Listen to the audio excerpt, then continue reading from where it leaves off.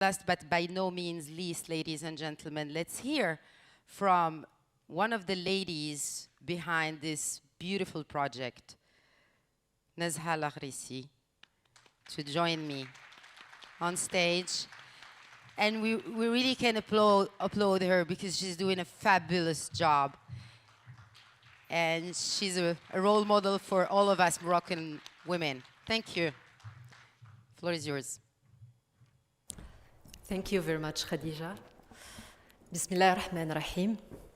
Your Excellency, Minister of Solidarity, who just had to leave us, the Deputy General of ICISCO that we thank for hosting us today, Mr. the President of the Federation of Universities of the Islamic World,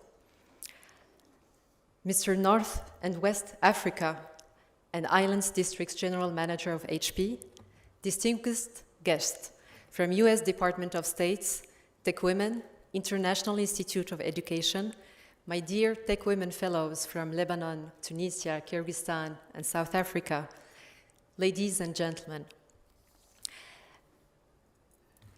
I was born in a little city called Fez, in a modest family of 6 brothers and sisters, from a father and a mother who didn't have the chance to go to school. Their utmost desire was for us 6 to pursue higher education and make a life of ourselves. This is how my story began. And I would say maybe 38 years later, I found myself a telecom engineer, having had decent experience in multinational companies.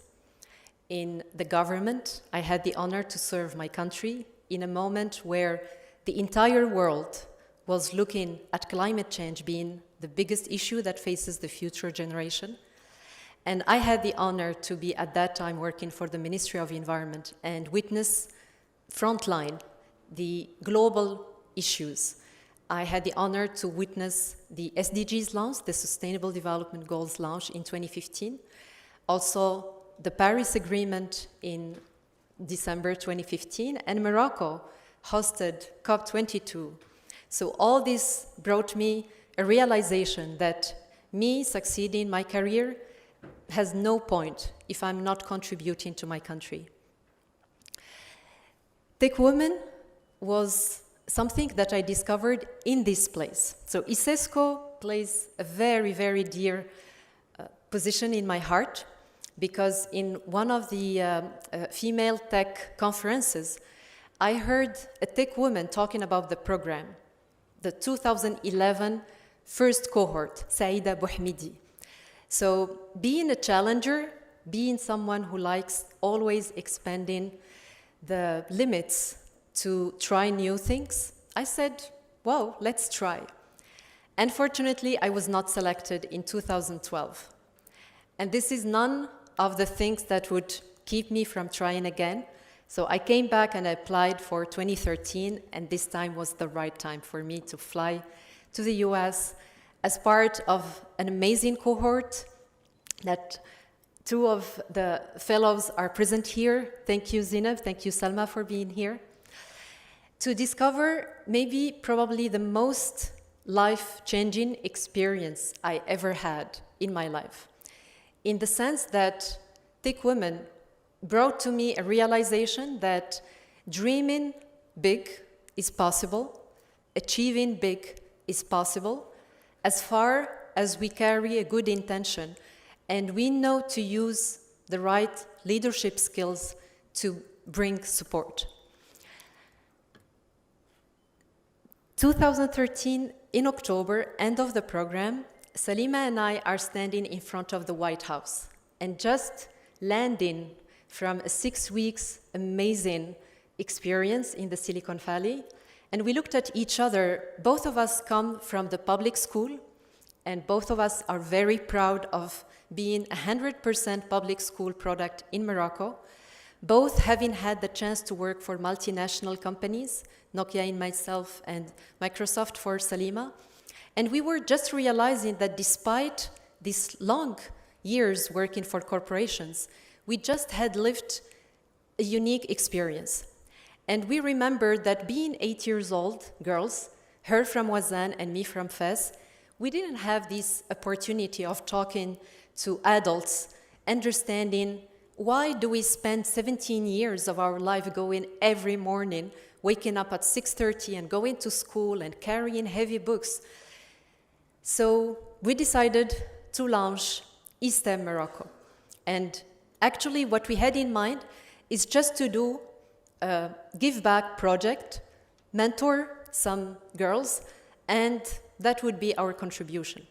But when Salima Zineb Gharraz, who contributed also to the seed grant, and I would like to thank you, Zineb, as well, when we came back and we started this program, we could touch that there was so much lack of similar programs. The girls are not being heard.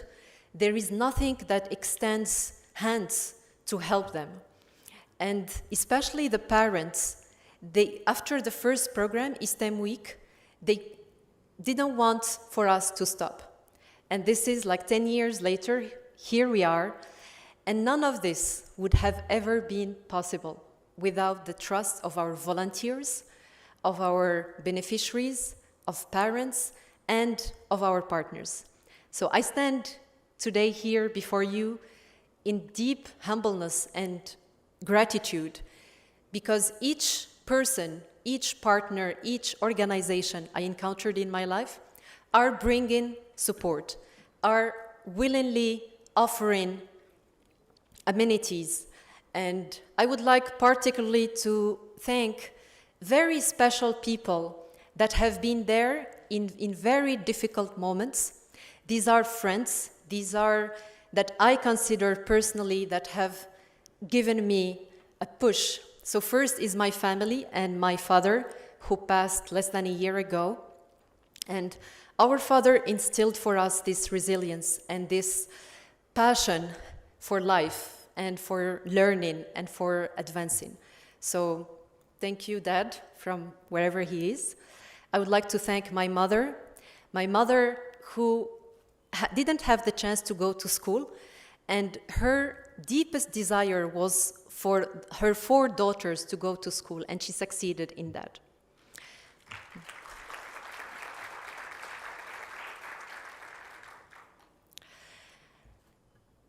I wouldn't venture in citing additional names.